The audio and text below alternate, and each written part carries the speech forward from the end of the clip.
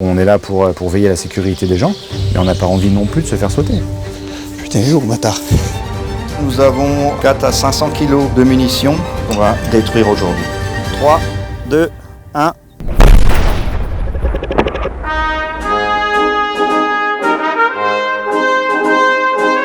Alors je m'appelle Vincent, je suis démineur au centre de déminage de Metz et je vais vous prendre avec moi aujourd'hui pour aller récupérer des munitions non explosées.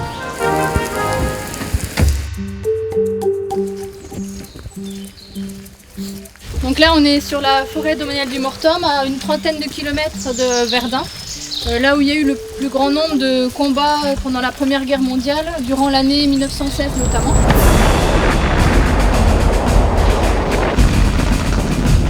À l'époque, il faut s'imaginer le même secteur, avec des conditions climatiques parfois bien plus difficiles, parce que il y avait des combats l'hiver aussi.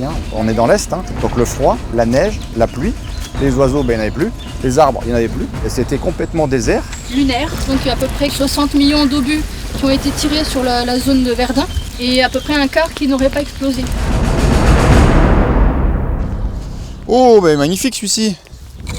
On se trouve donc avec un obus qui a été découvert par un agriculteur. C'est notre quotidien en fait. Voilà. On ramasse quasiment 50 tonnes de munitions à l'année sur les 3 départements pour lesquels on bosse, Moselle, Meurthe et Moselle et Meuse. Donc ces munitions qui ont une centaine d'années pour celles-ci, mais qui, contrairement à ce qu'on peut penser, sont toujours aussi dangereuses. À partir du moment où on les manipule avec délicatesse, qu'on ne les place pas ni dans des brasiers, qu'on n'essaye pas de les démonter, dans la majorité des cas, ça se passe bien. Il y a toujours un pourcentage de chance, enfin de risque. S'il se passait quelque chose, même à la distance à laquelle vous vous trouvez, vous pourriez plus en parler.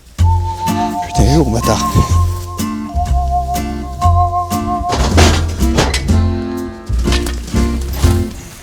Donc ouais, effectivement, les accidents sont, Dieu merci, assez rares, mais dès lors qu'il y en a un qui survient, c'est assez conséquent.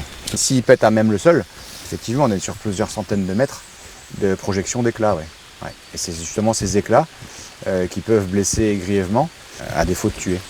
Et ça marche toujours. 100 ans après, ça marche toujours.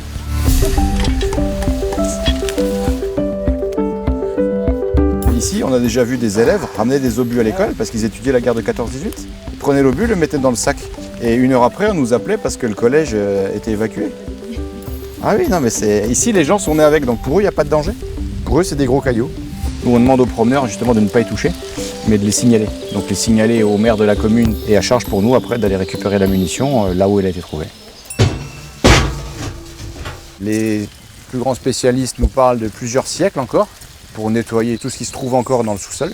Et c'est un travail du quotidien en fait. Plus elles vont vieillir, plus elles vont devenir instables. Parce qu'on ne peut pas se permettre de faire subir aux gens des risques et puis même de les subir nous-mêmes.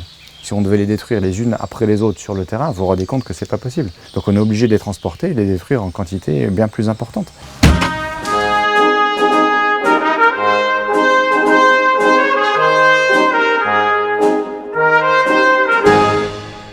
Alors aujourd'hui, nous avons un éventail de munitions diverses et variées. 4 à 500 kg de munitions pour un poids net d'explosifs de 50 kg.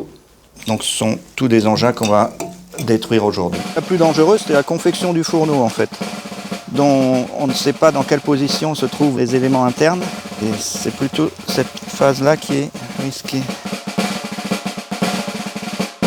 Donc là, la petite pâte noire, c'est pas du jus de truffe, c'est du Semtex. Voilà, la phase de préparation est terminée. On va positionner les détonateurs électriques sur les 2 brins jaunes qu'on a vus tout à l'heure, qui contiennent l'explosif. Et donc, à partir de ce moment-là, le risque sera maximal parce qu'on sera en mesure de faire exploser le fourneau. L'amorçage se fait toujours tout seul. En cas d'accident, malheureusement, il n'y a qu'une personne qui est touchée.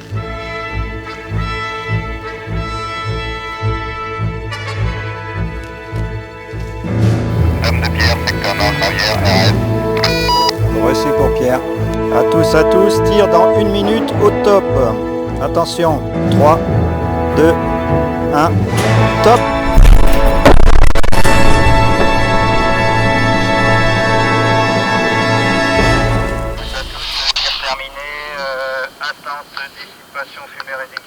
L'explosion s'est bien déroulée, tout est bien parti comme il fallait, une explosion comme on les aime. Et on a le sentiment du travail accompli, d'avoir éliminé les munitions et peut-être évité un accident. Hein.